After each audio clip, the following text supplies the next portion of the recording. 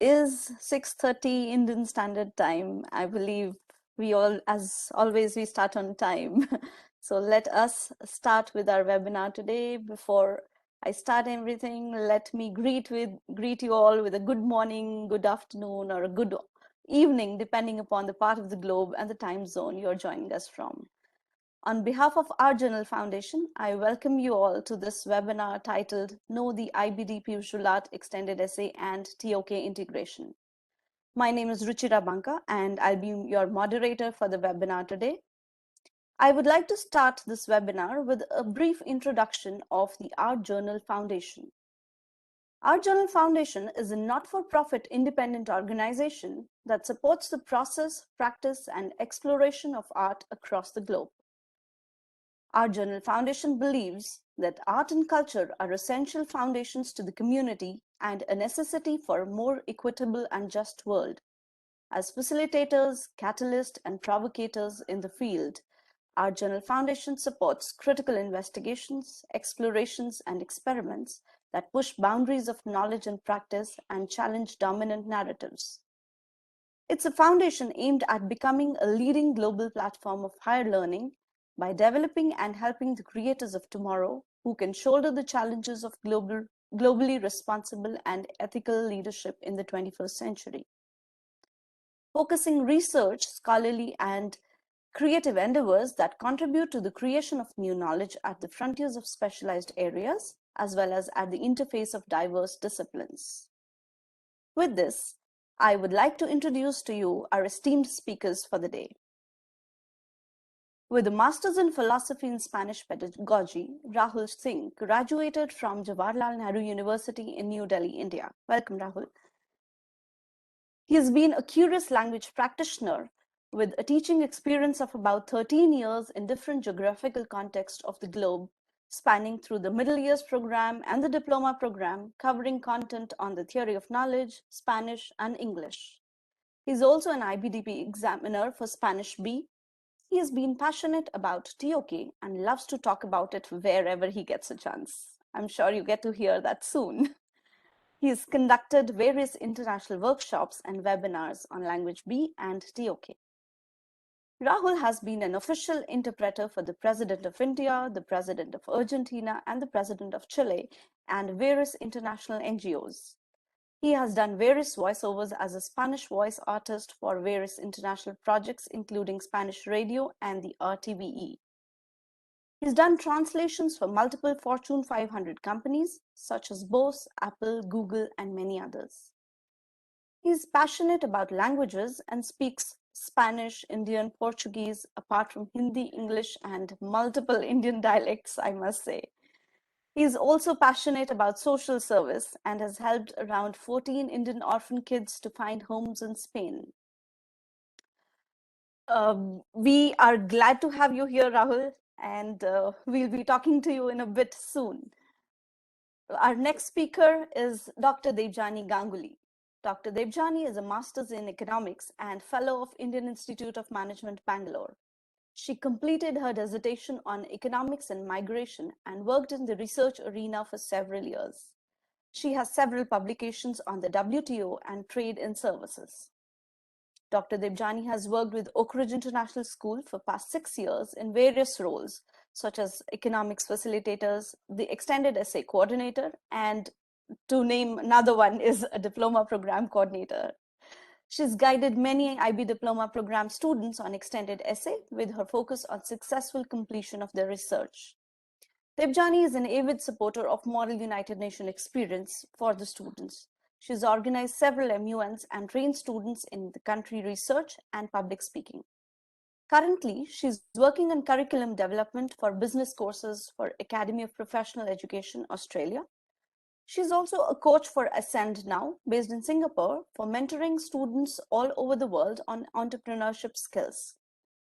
Dr. Debjani is an IB examiner for Economics Paper 1 and Extended Essay. Her knowledge of research tool and techniques and IB assessment criterion make her an ideal facilitator for our webinar today. Welcome, Dr. Debjani. Thank you. Thank you. Okay, now let us get an insight of why have we gathered here. I appreciate the time given by each of the participants to be able to take this opportunity of collaboration to talk about the integration of TOK and extended essay with visual art. As an IB educator myself, and on behalf of all my fellow educators on this webinar today, I would also like to thank our Journal Foundation for providing a platform to this meaningful collaboration. Talking about visual arts. Visual arts is a tool for self-discovery. Before we expect students to know things and the environment around them, it is vital that they get to understand themselves. Extended essay, or the theory of knowledge in visual arts, gives a platform to the students for the same. As I would be talking about these as EE and TOK, these are the core elements of the diploma program. While choosing VA as a subject for EE or TOK, multiple questions may arise both in the facilitators and the student's mind. Should this EE question be broad or be focused? Is architecture or design considered an art, or is it just painting or sculpture that we can look at? TOK is known to be aligned to all subjects. However, is TOK integration with visual arts meaningful? Does it give me a platform to express creative and technical aspects of art? I'm sure many more such questions arise, and I believe the main agenda of getting together today is that our speakers will be able to address these based on their expertise and experience that they have gained through years. We'll talk about what visual art in the IB Diploma program is. The IB Diploma program Visual Arts course consists of, it encourages students to challenge their own creative and cultural expectations and boundaries. The course is designed for students who want to go and study visual arts in higher education, as well as for those who are seeking lifelong enrichment through the subject. And without further ado, let's invite our guest speakers for their valuable insights into the webinar today. Meanwhile, I would request the audience to keep their mics on mute and type in their questions in the chat section so that our speakers will be able to answer these towards the end of the session. Dr. Devjani, I hand over the stage to you. Thank you. Thank you, Ms. Ruchira, for that wonderful introduction. And Ms. Ruchira and I have worked together for several years, and I always enjoy working with her for, for education. So I'll just get to it. We'll start with why EE. Our diploma students have a lot to do. We know that. They have 6 subjects. There are IAs in every subject. So why this requirement of EE, and how do we talk to our students about the EE and why it's so important to, to give their best efforts in the EE? The EE actually, gives them an opportunity to research something which is, close to their heart. So, it can be unlike the subjects which are kind of bound by assessment. They're bound by the syllabus requirements. There is no such requirements for EE. It can be in any subject. So say a student does not have visual arts, they could still opt for visual arts, though that would be very difficult, but they could do that. And it could be something that they really want to explore, that, maybe they're not getting an opportunity to spend time on or to research on. So one is, it really helps to stimulate the students' thinking. The other is the expectations of EE are very similar to the work that they do in college. So, writing an essay, writing it independently without your teacher, meeting you every week is something, a skill that they learned through this process. The other thing that we always encouraged students to do when I was the diploma coordinator as well was to send a part of their EE to the colleges. So maybe like, the introduction. So this would show the interest of the student. So say a student wants to do a VA in college, and then if they send a part of their extended essay in VA, that just shows how interested and how much they're going out of the way to focus on this subject and how important it is, right? So so the value of the E, though it is, yes, it does have its points, and we'll come to that. But more than that, it's much larger. It's part of the core, and it's much larger, and it gives students opportunities, which are beyond just what is there in the curriculum. So next slide, please. So some details on the EE. So how many words is it? It is a 4,000 maximum word count, and this is a pretty big essay for a student to write 4,000 words. A 16 to 18-year-old is not an easy task. And it is an academic research paper, which means it should follow all the conventions of a published paper. So it should be cited properly, it should be formatted properly, it should not read like a diary or a journal. It should be something that it should be something that so when one picks up, you get that thought that this has been done properly. It is, of course, a core part of the diploma, as along with TOK, it contributes to up to 3 points. And these 3 points actually make a lot of difference. So a student who is at a 39 or a 38, this can push them up to the 40. And any good university would look for that 40 plus points, right? So the contribution of those 3 points is definitely should not be underestimated. And in our school, there were many students who got these 3 points with TOK and EE. And yeah, as I think I already mentioned that, they can undertake research in in anything which in any area. It need not be one of their 6 subjects, though typically students are advised to choose it if it's part of their 6 subjects, because it's just easier for them and easier for us to allocate a supervisor. So every EE student has a teacher supervisor, and this supervisor has to be somebody in the school. While they can get guidance outside the school, but a formal EE supervisor, the one who looks at their reflections and the one who guides them throughout this 1.5 year journey, has to be a teacher in the school. Next slide, please. So the first thing about the EE is to choose the question. The question is really at the heart of their research, because this is the question that they will be investigating. This is the question that they will be researching, right? So, of course, but how do we come up with the question, right? Right? So you can't start with the question.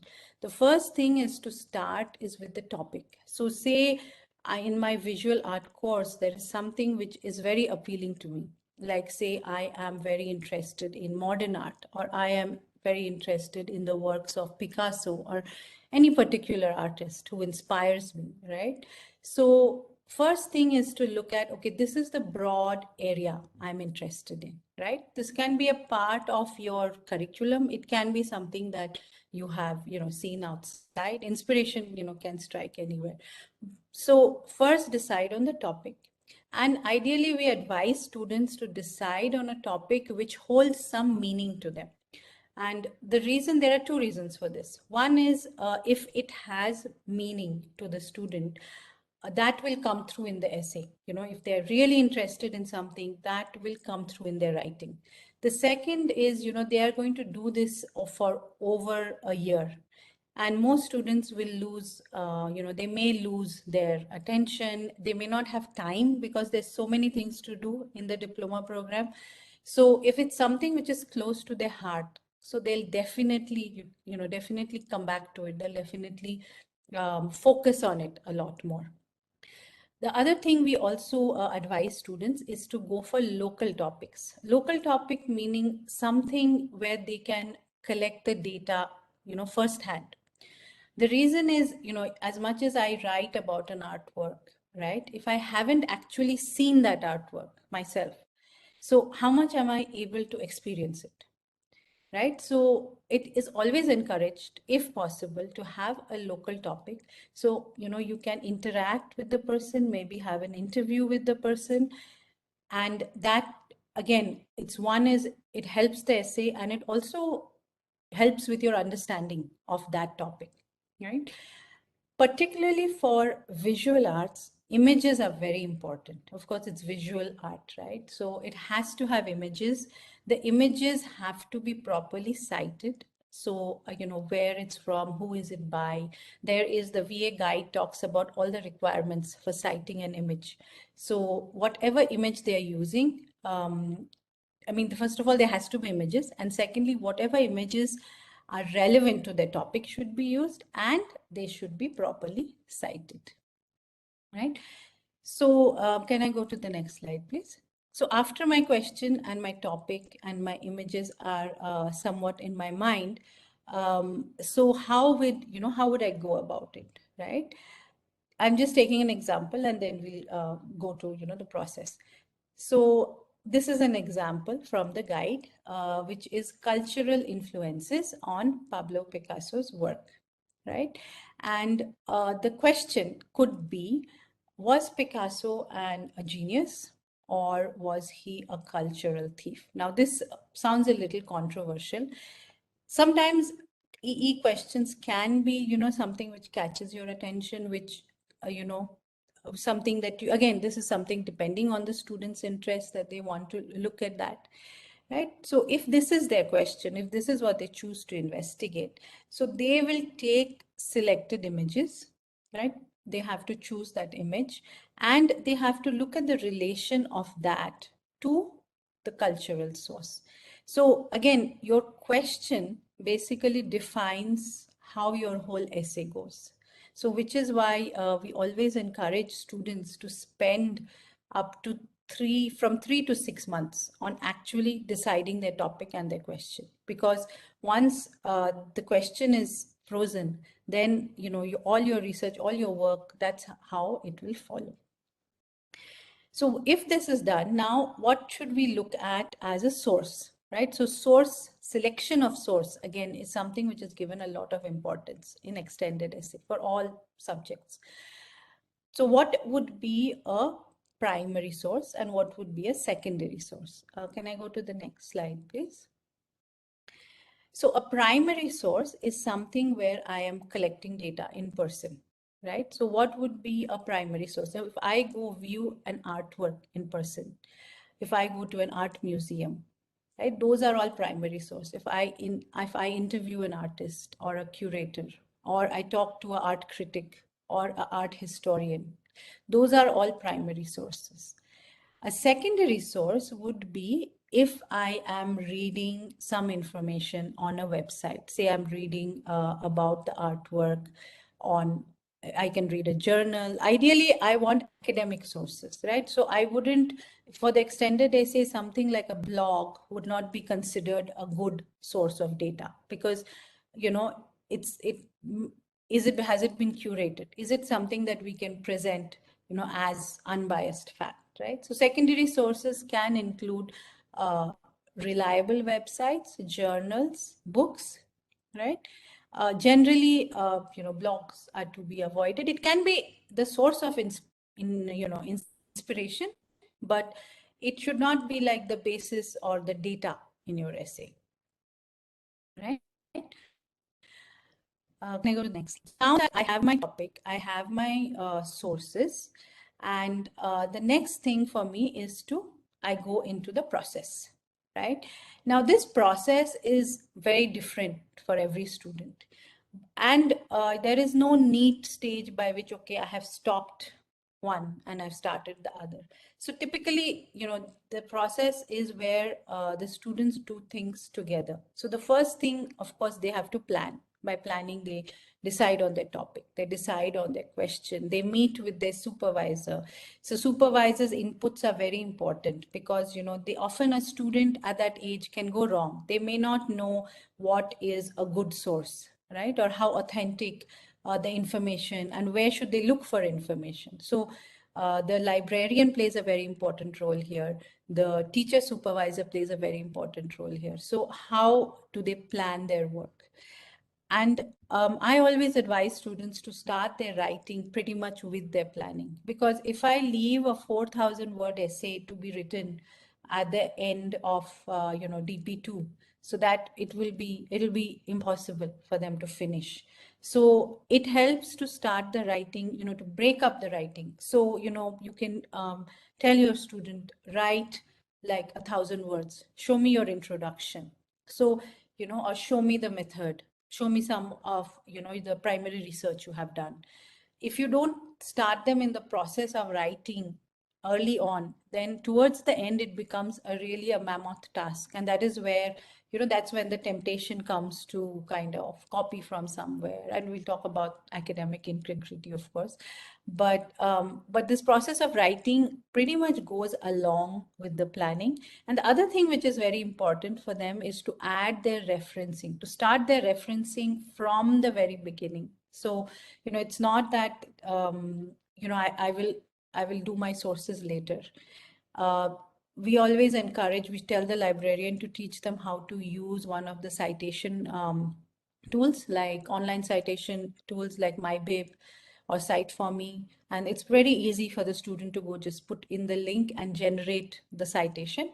So, and they should have a Google Drive or a document where they are putting their citations as and when they are doing their research. Because, again, if this is a task that is left for the end, then it becomes very difficult for them to complete. And referencing is, again, given a lot of importance in the extended essay. It doesn't matter if you have a fantastic essay, but you have not referenced correctly and you haven't put in your references, right? And so coming to the next point, next slide, please. Academic integrity, of course, is a very core, principle in IB education. The IB encourages research, encourages, students to read, um, reference, but they should act responsibly. So passing off somebody else's work as their own is something which is, one of the worst things that they could do. So while of course it's a 4,000 word essay and they have to reference, they have to read, and it's not, they will look at other people's work, but they have to ensure that they are citing that work. And paraphrasing, again, is a very important skill which the librarian should should teach from the beginning. And the word teacher supervisor also should work with them on this. So the one thing to avoid definitely is plagiarism, and it is taken very, very seriously by the IB. This is the only case where they can lose their diploma, or the EE cannot be graded if it is suspected of plagiarism. Yeah, so next I will talk a little bit about the assessment. So the assessment of EE follows 5 criteria. The first criteria is criteria A, which is for 6 marks, is called focus and method. In focus and method, basically what the criteria looks for as examiners, that's what we look for. First, is the title focused, in the sense, I know you're interested in Picasso's work, right? But Picasso's work, there's so much.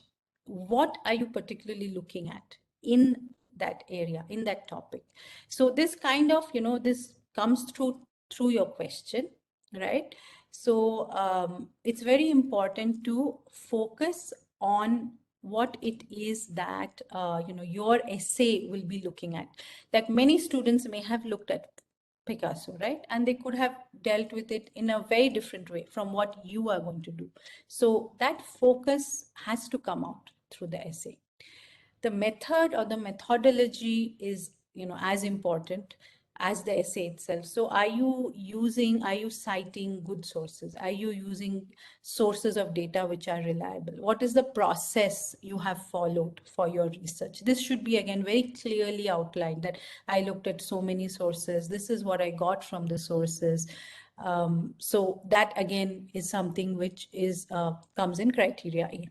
Criteria B is a knowledge and understanding, which is, the terminology specific to the subject. So for art, for VA, again, I'm not a VA teacher, but it would look at, if you're looking at an artist's work, right? What are the unique aspects of that work in terms of some of the tools and techniques that are expected that an art student should know, right? So that, again, the knowledge, the usage of the terminology specific to art should be there.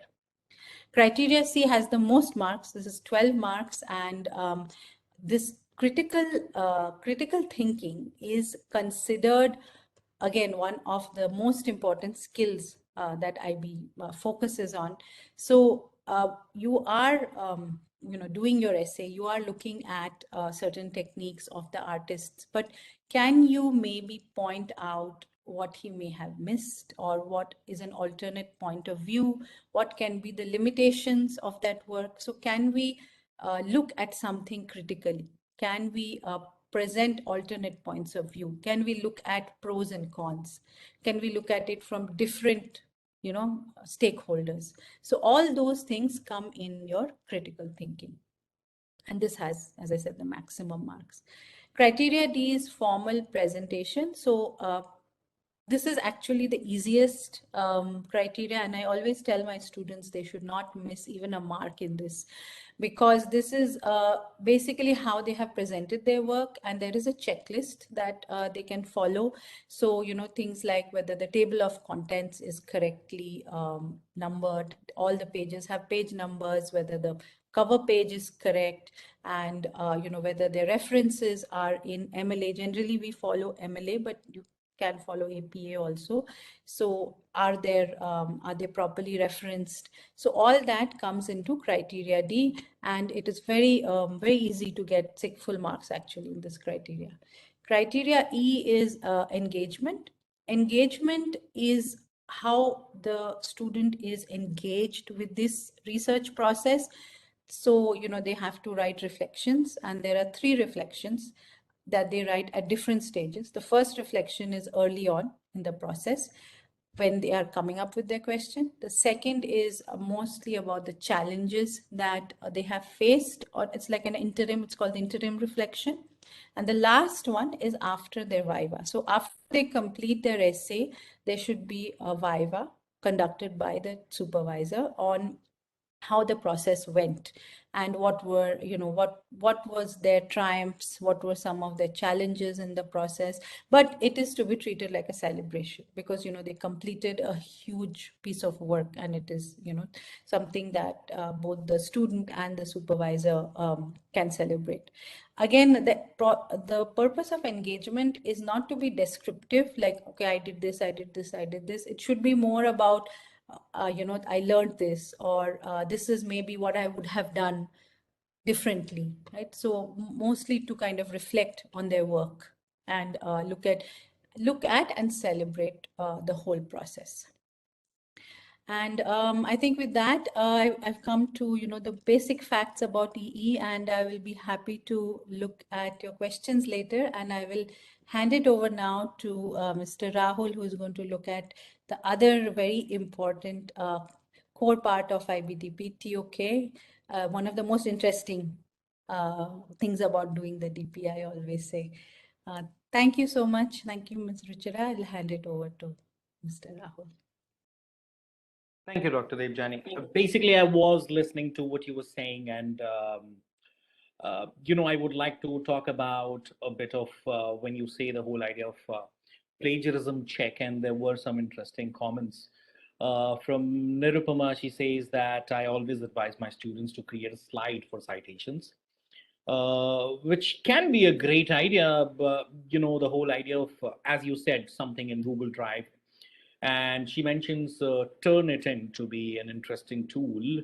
And most of the IB schools, I wouldn't say all of them, but most of the IB schools around the world have eventually shifted to the usage of ManageBack, where Turnitin is integrated in the submissions. So I do think that Turnitin eventually plays a very important role.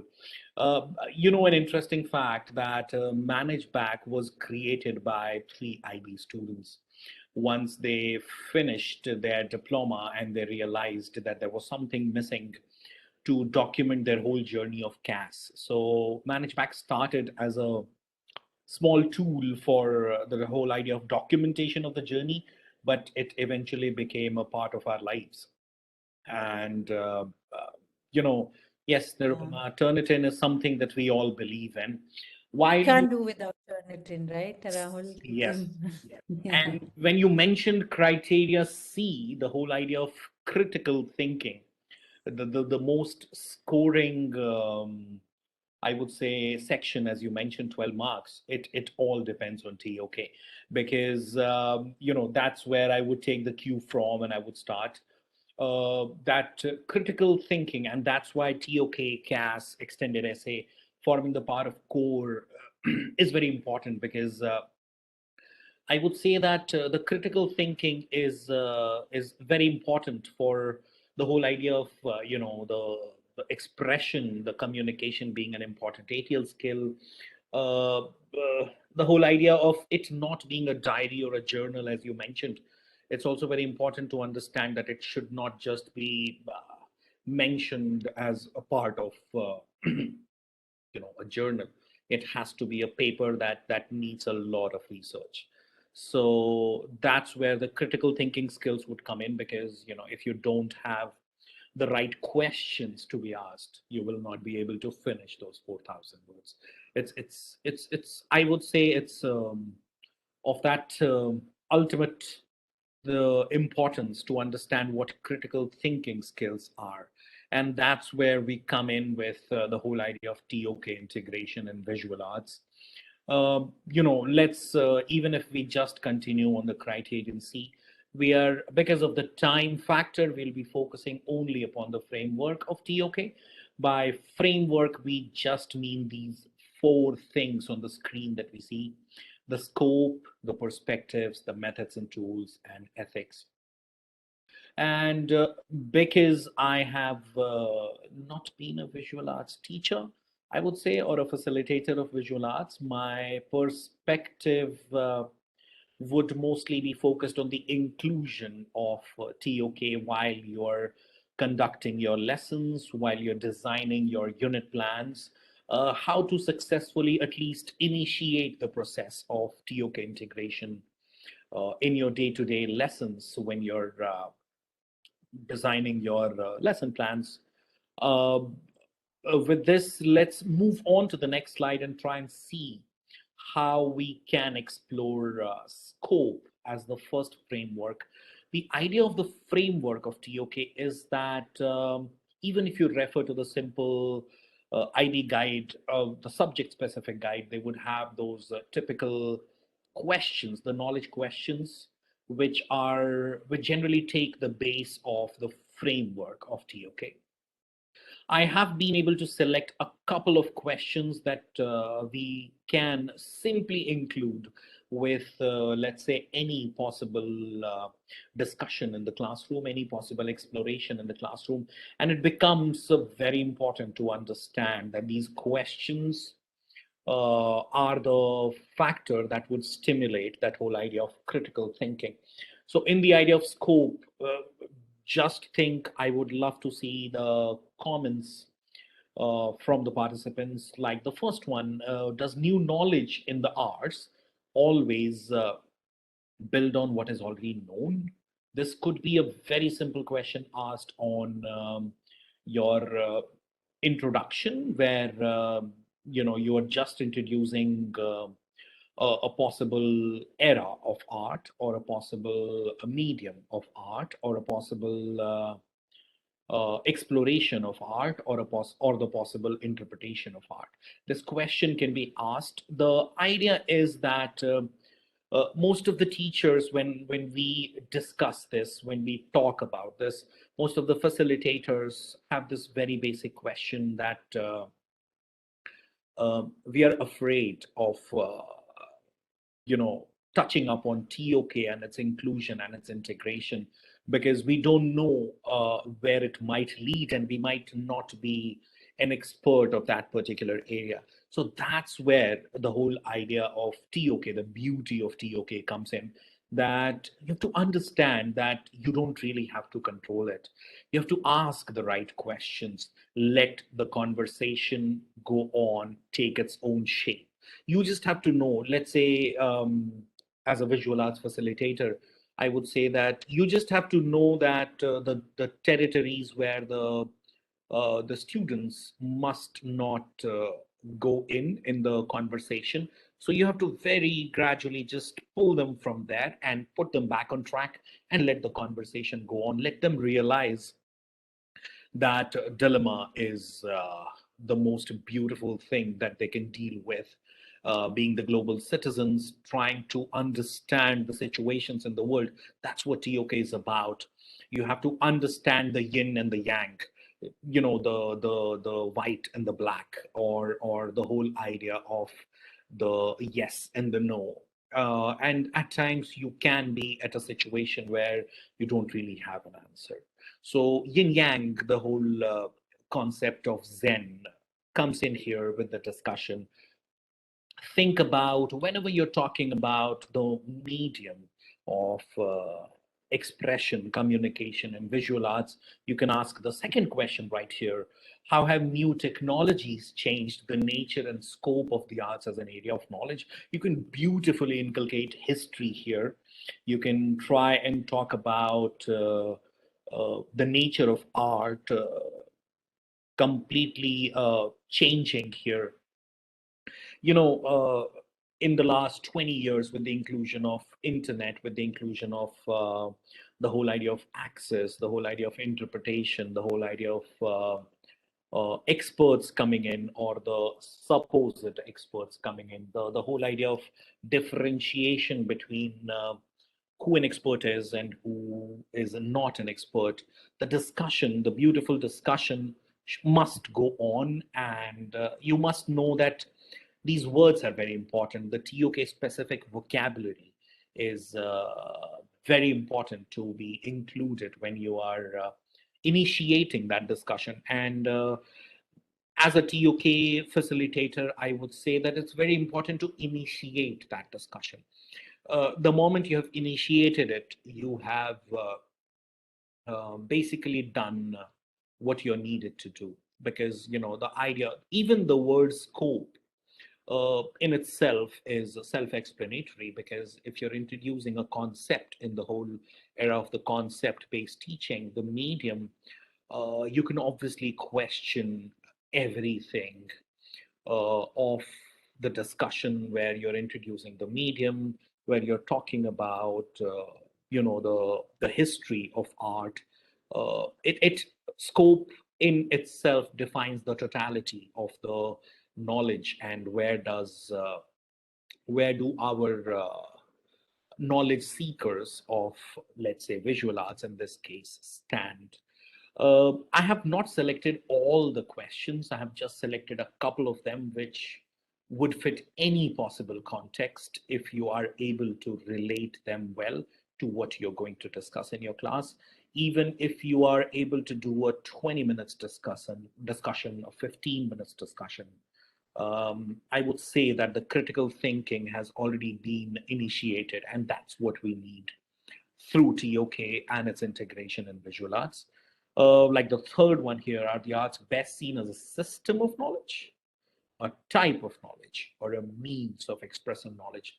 So over here itself, they can go on for hours. Our learners can go on for hours discussing if the arts is a system or a type or a means of knowledge. So that's where they would try and do their research. They would try and understand how they define the system, or how is a system defined, or how is a type defined, or how is the means defined. So all of that comes into a beautiful sync where you just have to be available when the conversation is going on. You just have to give them the right inputs, the right words at the right time when you're talking about it. And that's where TOK is something that I love, because you don't really have to worry about uh, the end, or what if you cannot control it. This is one of the questions that we generally get, that TOK is something about philosophy. Uh, the IB guide on TOK as well, if you read it the first section of the introduction of TOK clearly mentions that you don't have to delve deeper into the philosophical part of it. You simply have to talk about at least two aspects of every type of knowledge that the learner is seeking, or our knowledge seeker, in this case being the student, being the IB diploma program student. The fourth question here is artistic knowledge something that cannot be expressed in any other way? A beautiful question. Think about it. Uh, do you think you can simply put it anywhere and start a discussion of 15 minutes? Uh, I think it is doable. Not even being a visual arts teacher, I think this is something that can be discussed at any moment. With this, let's move on to the next slide and see the next part of the framework where we explore the perspectives, being very important because we were talking about TOK and the two, at least the two aspects of the knowledge, and that's where perspectives come into play as a typical idea of the framework. And over here, the students in this framework, the students have to learn, the learners have to learn that it's okay if somebody else has a different perspective, and that's where they basically learn that it's okay to be in a dilemma. It's okay to at times not being able to resolve something because maybe you're not in control, but being a global citizen, you can obviously work towards it and try and change that possible situation or make the world a better place, being a global citizen again. So, perspectives can be very simply defined by the whole idea of somebody having an opinion and you respecting it as an individual. So, can a work of art have meaning of which the artist themselves is unaware? Isn't this something that we have been seeing in the whole idea of the interpretation of art? At times when we were extensively talking about Pablo Picasso, and we were extensively talking about, I think, in one of the webinars that we conducted, where Ms. Nirupama was the speaker, we did talk about the work of art Guernica, the whole idea of, or at least I would say, one of the most I would want to use the word controversial here. One of the most controversial masterpieces created, in the, I think it was 1937 when it was put on display because it was related to the Spanish Civil War, but we can talk about it a bit later. But yes, the meaning intended from the artist, or the idea intended from the artist of a particular piece of art, is not always the meaning interpreted by the experts, as we call them. And how do we define experts? That's also one of the very big questions of TOK. On what standards, on what criterion? Let the students explore, ask the right questions, use the right words, I would say, use the right vocabulary, and it makes it a beautiful journey. The second question in perspectives here is, how does knowing more about the social, cultural, or the historical context of a work of art have an impact on our knowledge of the work itself? So, when we talked about Pablo Picasso and Guernica, Guernica is the name of the village uh, that was the main, I would say, aspect of the influence of the piece of art that we were talking about. So yes, if we know as an expert, let's say we are there into the interpretation of art or visual art, if we know the social, cultural, or historical context, would that create a bias? It's very important to understand.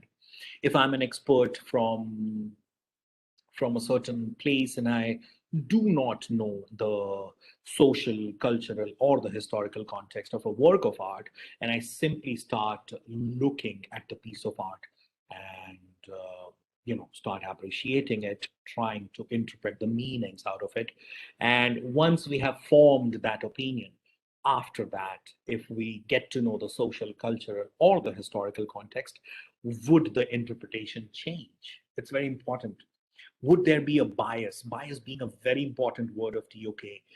Trying to understand. At times we have that inherent bias in us, which we don't even know it is there. The whole idea of reflection, being reflective, is very important according to the IB principles. Uh, and the whole idea of understanding that bias might come in uh, right there if you are biased towards a certain opinion of an expert of the interpretation of a particular art piece. So yes, these are the questions that you can raise, that you can include on your unit plans, that you can include in your lesson plans. Make sure that you're evidencing it. This is very important that, eventually towards the end of the syllabus, you have to put in or show in the evidence of the inclusion of TOK, the integration of TOK, because it will eventually be needed for you know your diploma coordinator. They would certainly need the evidence. So when the discussion is going on, try and use some multimedia tools. Ask these questions on a Padlet. Give them time of 15 minutes or 20 minutes to be able to answer with their perspective. That would be great. And doing that, you've already created the evidence as well for the integration of TOK for your diploma program coordinator. The very simple question: who determines what art is valued and on what criteria? So this could be something very important. At times, some art pieces that are not really controversial but are beautiful pieces of work are not given that kind of a value, as we call it, and the criteria is not. Nirupama has something to say. How do you know? It's a very important question through the essay. Obviously, Nirupama, I do agree. It's very important to, as I always say in my webinars, in my workshops that we conduct, that TOK is all about the how and the why of the what. So what being the knowledge here, the how and the why being the important parts of the journey there. Yes. So yes, and let the students explore how they interpret that, who is the ultimate authority who determines what art is valued, or what certain sections of art are valued, and what are the criteria being there or not being there. The absence of them or the presence of them, very important, but let the learners explore that. Very important question: should your judgments about art be given the same weight as those of an expert? Having studied Spanish, I did study a bit about Pablo Picasso, but mostly it was about the history, the cultural context, the historical context of Spain playing an important role. So can I be quoted or cited as an expert on Pablo Picasso? I'm sure most of the people would say no. And that's why you can mix it. You can mix the second question right here, the social, cultural, or the historical context. I might have extensively studied the history of Spain, the history of civil war of Spain, but I might not be a good judge on the possibility of the interpretation of art. So which factor would play an important role? Let the learners express this. As I said, document it very well. This will uh, add a lot of value to your lesson planning, to your unit planning, and who is an expert, the most important question. So with this, I think we can move on to the next slide and see what is there for us as methods in tools. Can we go back? Yes. Thank you. So over here, methods and tools, it's very important to understand the process as well. As we always talk about, visual arts is never about the product. Visual arts is all about the process. And that's why you have to start the very first day, the whole idea of evidencing, the whole idea of what is the thought process behind a certain thing. And you can ask those questions in your classes. Like a very simple question: can some knowledge in the arts only be gained through experience? I do remember Dr. Debjani talking about two things in the extended essay presentation that when she was talking about feminism, Dr. Debjani, if I'm not wrong, feminism is in postmodern era That's right. and trauma as an inspiration, right? Yes, yes. So would you think over here, like, if you have to initiate a conversation, Right. experience of trauma, could Mhm. the experience of trauma be the only case where you could be a good artist? This could be a beautiful discussion going on, Right. or Yeah. means this is the thing that I'm talking about. It's never about the product. It's always about the process, and that's why the core sits at the Mhm. place that is there. The whole idea of CAS not even having grading in the core, Right. but being there as one of the most important elements is the beauty of the core of the diploma program. So yes, that's what I'm talking about. These are the questions that we can raise, and I'm not touching up on anything else today because of the time constraints as well. I'm just touching up on the framework, and these are the questions. Like the second question: to what extent are the methods of justification different in the arts compared to other areas of knowledge? So think about the interpretation. Think about include the whole idea of experience, trauma, feminism. What exactly is feminism? How is it portrayed? How is it interpreted? Beautiful discussions coming up with these questions, and you don't really have to do anything. You just have to open your subject guide, look at the TOK linking, choose the simple question that you want to deal with, and initiate the conversation. The process is important. Does convention play a different role in the arts compared to other areas of knowledge? Very important to understand conventions, like when you mention the postmodern era, that could be a convention and everyone was moving towards a certain idea of implementation of a certain type of expression in the art, and all of a sudden after 5 years somebody started something new. The whole concept of magic realism coming in, the whole concept of utopia as a concept coming in, the golden age related to Pablo Picasso, all of that coming in, and that becoming a trend. So conventions, you can play with that. You can just play with the whole idea of how the artists would take the risk. The artists take the risk at a certain point or go with the flow. Focusing on the word convention becoming an important part of the methods and tools. Let's move on to the next slide.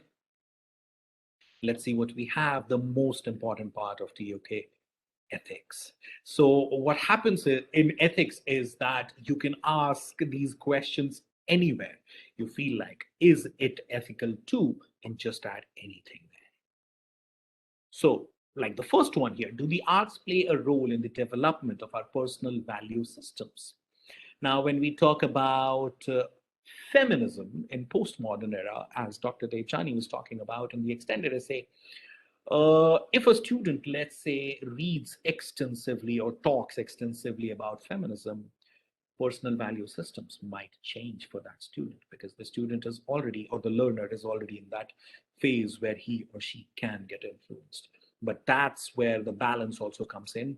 The student should not be biased enough to just think about this particular personal value system, or the student might relate in the discussion of the classrooms, the student might relate to one of the incidents in his or her life where he or she can simply relate to at a very strong point of connection, and not really you know think beyond it. So that's also our duty as facilitators, to maybe have an individual conversation with the student, try and talk the student down from a certain aspect of bias maybe. The second question of ethics is the production and enjoyment of art subject to ethical constraints. Who defines arts or visual arts, or who defines you know the whole idea of ethical boundaries? The government's pitching in, the authorities pitching in, the social police pitching in. So are there any ethical boundaries? Are there any ethical constraints? The most controversial arts have certainly crossed ethical boundaries in the definition of certain religious, geographical, or social value system. Uh, the same way we can talk simply about the third question: on what criteria could it be decided if the state has the right to censor art that is deemed immoral or blasphemous? So again, this is linked to the second one that we discussed: ethical constraints. So can we give authority as a society, as a community, to the state or the authority to basically censor art? Big discussion going on, and you enjoying the process as a facilitator. And the last one in the list: do the arts have the power to challenge established moral values? This can go on for weeks. So this is something that we can simply talk about, moral values and related to the ethics and the ethical constraints. Do artists have ethical constraints? Do they actually have the power to challenge the moral values defined by the society, defined by the community? And having said all of this, I do think that I have covered up on the whole idea of inclusion or the integration of TOK in visual arts. And with this, Dr. Devjani, I would need your help in the next slide. Let's see Sure. what the next slide has for us. So, Dr. Devjani, if because you said you were not into visual arts in the sense you were uh, I am not a teacher, but I have, of course, guided our VA perfect. teaching. Yeah. Perfect. That would help us. Yeah. So I Mm. always call myself I'm not into visual arts because there it becomes. But yes, this particular piece I have read Huh? about it because of Okay. the language connection that I have with Spanish. Right. So what is your, let's say, the first thought when you see this Mhm. particular piece? As an independent art critique, what would you say? Right. Yeah. So I don't know, when I see this picture, I feel like there's like a stern look on the image, and they don't seem to be very happy. I don't know whether happy is the right word here, though. And then I'm Use the intrigued word that you also. used. Yeah. The whole idea of being content. Uh-huh. Content. Yeah. Yeah. Yeah. So, yeah, there's a certain, I think, yeah, a little bit of discontent maybe. And then I see the scissors in one of the hand. That intrigues me actually. And they're trying to say something, but I'm not sure exactly what it is. This is exactly the point that you raised, Dr. Devjani. Mm-hmm. Feminism. I would remove the postmodern era. Okay. Feminism, and let's say its rise. One of the most iconic people, Frida Kahlo, um, uh, painted this around 1937, and she named it the Two Fridas. And this is basically one of the most prominent pieces of Frida. But surprisingly, again, Frida as an artist uh, is not that popular as as she's popular as a person, or as let's say the whole idea of a torchbearer of the idea of feminism. This was painted by her the year she got divorced from her husband, who was double her age. And, on the left, you will see this European outfit, the makeup being in place, the beautiful Frida not being happy and not being liked by her husband as much as she was liked by her husband, as the right hand side. But this is a very rough interpretation. I'm not an expert here. So she is Mexican, and Mexico speaks Spanish, and hence the Spanish connection from my side. So the whole idea of the portrayal of the no makeup look, the typical Mexican look. She was a revolutionary. She was one of the biggest Mexican revolution, I would say, persons who actually defined a lot of Mexican values, systems, and the inclusion. But initially, she was just treated as a Vanity Fair artist. So her initial paintings were just portrayed in Vanity Fair, I would say. But later on, people started realizing the pain she was facing and the pain or the trauma as an inspiration that she was portraying in her paintings. But yes, what I would like to say is the questions that we can ask, let's say, related to this painting as a portrayal, just as an example, in the next slide. Mr. Rahul, if may I interrupt, though I'm completely enjoying learning so much from your ideas here. It's 7:30 IST, and I was wondering if we could let the audience know on how long will we go on if you're extending this for a bit. It Thank will you. just be 3 more minutes. Sure, looking forward. Yeah. Thank you. So these are the questions that I thought I have directly picked them up from the guide. And this is an example of how you can include the framework just by portraying this piece of art, uh, in your classroom discussions. I'll not go into the details of the question. Let's move on to the next slide.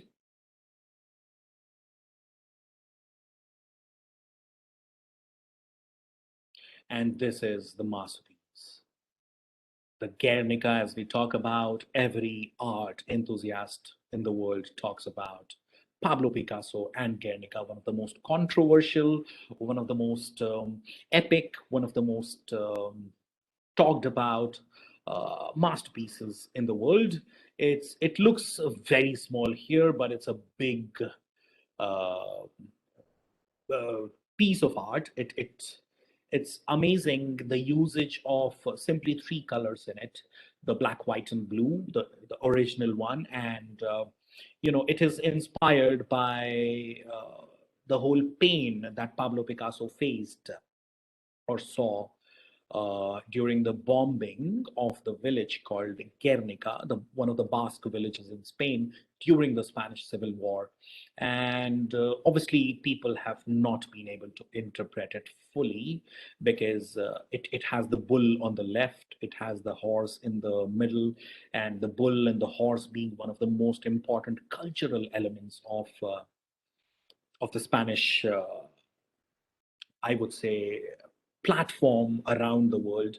Uh, I have included a couple of questions in the next slide related to this masterpiece.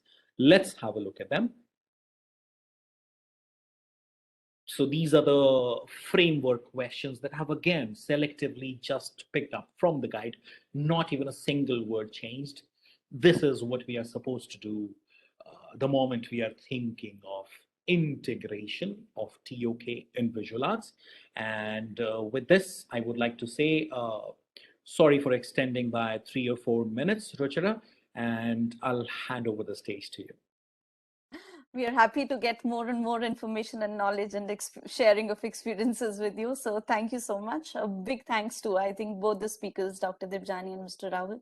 You've been wonderful. And I think I have been into the middle years program and known about DP from far. But yes, this session gave me quite an insight about how extended essay and the TOK relate to visual arts. So big thanks to you, and of course our audience as well, who have been such wonderful audience, being participating throughout by putting in a few questions in the chat box. Most of the questions I think you've already been able to address on the chat, or Rahul, you were able to take up the question.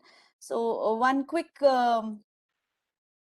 question that comes from Mr. Amitabh Rajan is that which types of topics can we include in the VA apart from the artists? So Dr. Debjani, since this talks about topics, I think you will be able to take it and relate it to the extended essay. Yeah, sure.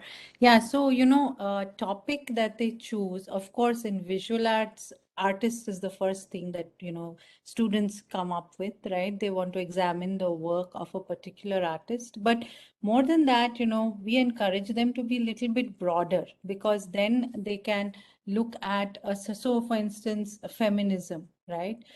It has been examined by so many artists in so many ways. So they could look at feminism as kind of a theme and then look at, selected artists. So that could be one. So anything really related to art. In fact, if you look at the guide, it says that even beyond art, architecture, things, anything which is related to art, but it can, it's not necessary that it has to be the work of an artist. So really, the VA teacher also is, of course, a very good guide on that. And generally, I go by what the teacher also recommends. But any topic which can be critically examined, that's the main thing to keep in mind. Like, there shouldn't be only one point of view. There should be multiple perspectives. There should be critical thinking. So any topic which lends itself to critical thinking is a good topic for the student to look at. Absolutely. Thank you, Dr. Debjani. And before I take up the next few questions, we are posting the feedback link on the chat box. And if may I request all the participants to take a few minutes alongside to fill that, so that we are able to plan these wonderful webinars next time onwards, taking insights from you as well.